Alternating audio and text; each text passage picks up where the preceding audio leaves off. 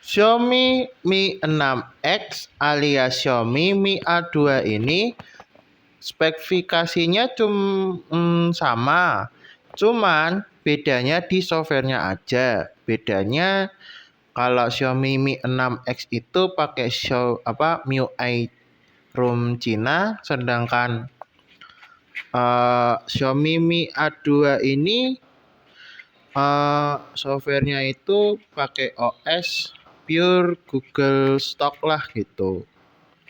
Nah, yang tadinya kondisi HP-nya itu ala kadarnya sekarang jadi lumayan bagus, walaupun masih ada minusnya sedikit. Kira-kira HP Xiaomi Mi 6X ini masih layakkah untuk dibeli atau dipakai di tahun 2025 ini? Tanpa basa-basi, langsung aja ke reviewnya.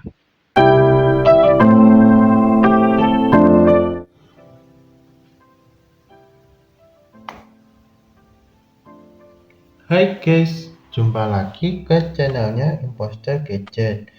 Nah, di video kali ini saya akan nge-review si Xiaomi Mi 6X di tahun 2025 ini. Seperti biasa, bahas dulu harga dan speknya.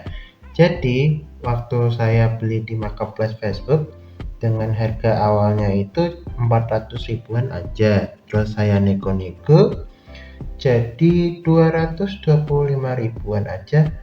Itu pun kondisinya ala kadarnya. Nah, setelah itu saya ganti LCD dan backdoornya itu ya kalau di total jadi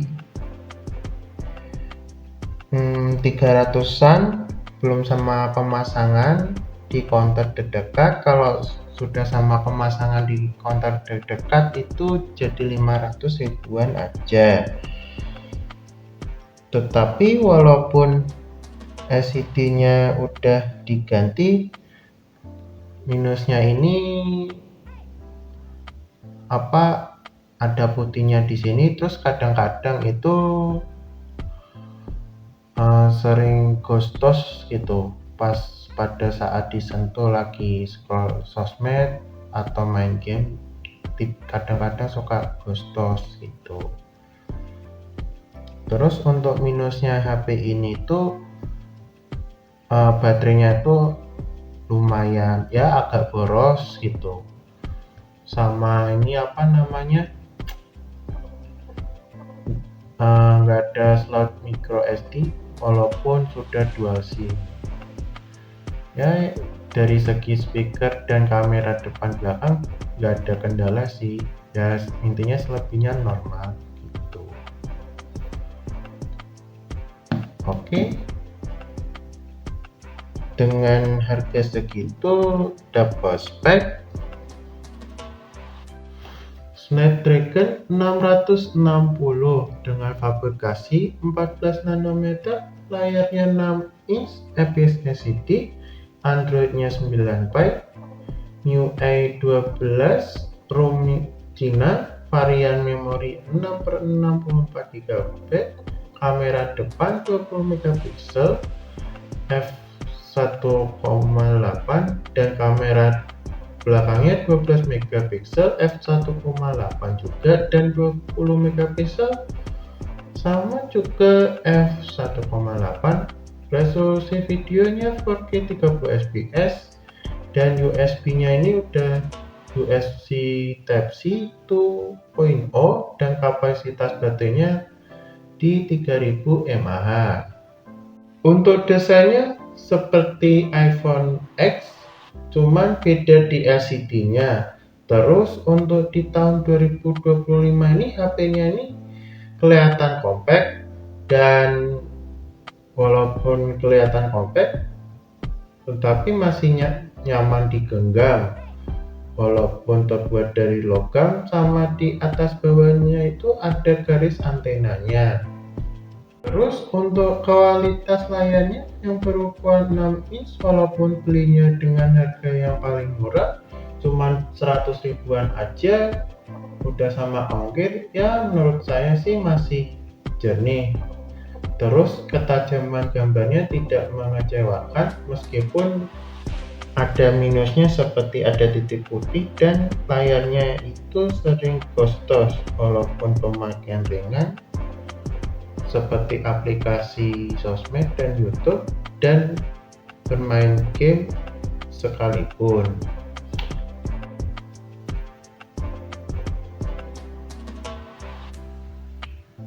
Nah, untuk ketik keyboardnya sih menurut saya masih lancar-lancar aja. Akan tetapi, saya sarankan pakai aplikasi Google Keyboard. Soalnya kalau pakai aplikasi keyboard bawaannya itu ada bahasa Cinanya. Terus pada saat ngetik pakai aplikasi bawaannya agak sedikit delay untuk pengetikannya.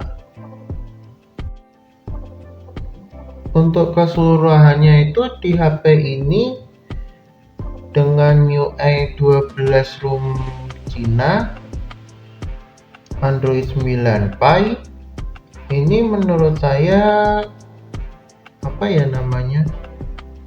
pas menjalankan aplikasi ringan seperti YouTube, sosmed, dan e-commerce lainnya masih lancar-lancar aja. Karena ini HP-nya udah pakai RAM 6GB. Akan tetapi untuk minusnya di MIUI 12 versi Cinanya ini banyak sekali iklannya. Terus fiturnya juga banyak yang nggak penting lah, seperti contohnya ini MIUI AI MIUI lah. Terus untuk penginstalan aplikasinya aja bahasa Cina gitu. Terus nggak ada bahasa Indonesianya juga, adanya bahasa Inggris doang, itu pun nggak lengkap. Kayak contoh waktu nginstal aplikasi apa aja lah gitu, mesti ada bahasa Cinanya. Ya kurang lebih seperti ini untuk minusnya. Dan terus memakan memorinya tuh udah lumayan banyak, udah penuh karena banyak aplikasi bloatware dari HP ini gitu, yang susah dihapus. Terus untuk kecepatan fingerprintnya sama Face ID-nya ini menurut saya masih cukup responsif dan nggak nge-lag sama sekali untuk kecepatan fingerprint dan Face ID-nya. Nah, untuk kualitas speakernya ini menurut saya masih jernih, terus masih ngebas dan tidak jembreng sama sekali. Kalau misalnya kurang percaya untuk kualitas speakernya, lebih baik rekomendasi pakai headset biar ngedengerin lebih detail.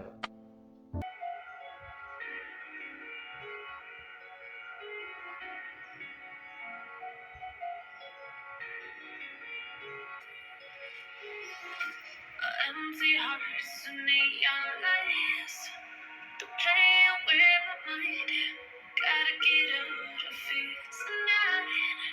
Oh, I wanna run off and fly. And I'll tell myself it's fine to be alone, just to find somewhere that finally feels like home. Oh, oh, oh. I hate all this overthinking. Oh, oh, oh, oh.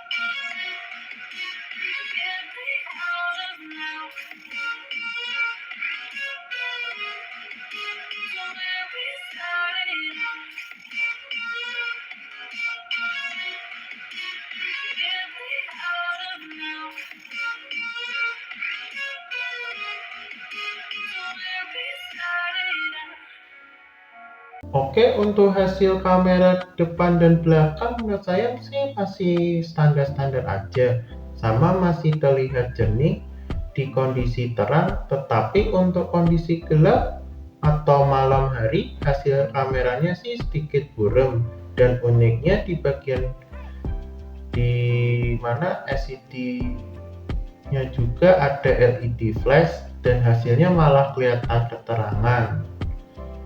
Terus untuk hasil kualitas videonya menurut saya sih masih jernih dan masih smooth walaupun agak sedikit buram dan kurang stabil untuk rekaman videonya. Pembahasan yang terakhir untuk kapasitas baterainya. Untuk kapasitas baterainya sendiri menurut saya agak boros. Itu pun pemakaiannya cuma scroll sosmed dan nonton YouTube doang. Itu udah menghabiskan sekitaran 7%-an lah itu. 7% apa paling mentok 15% untuk pemakaiannya.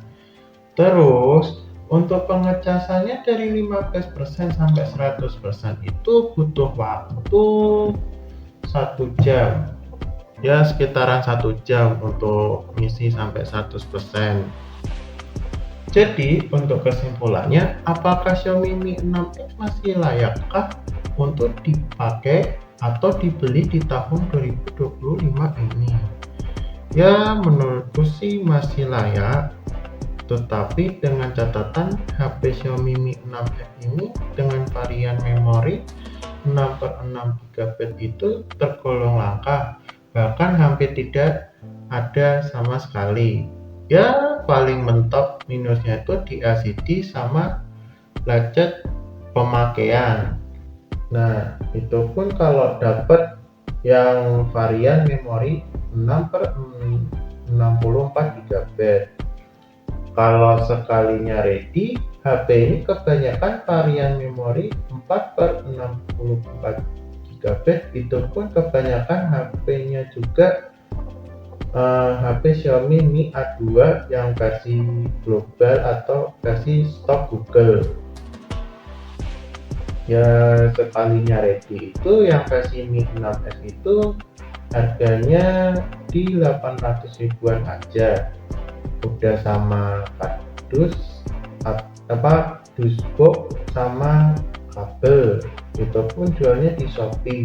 Sekalinya ready itu sekitaran 500 ribuan aja. Itu pun kondisinya ya paling mentok kaca pemakaian sama di LCD, udah gitu batangan, belum sama kabelnya sama dusboxnya. Oke, sampai sini dulu untuk review si Xiaomi Mi 6X di tahun 2025 ini. Bagi yang suka video review HP second dan tablet second murah, jangan lupa like, komen, dan subscribe. Terima kasih sudah menonton dan sampai jumpa di video berikutnya.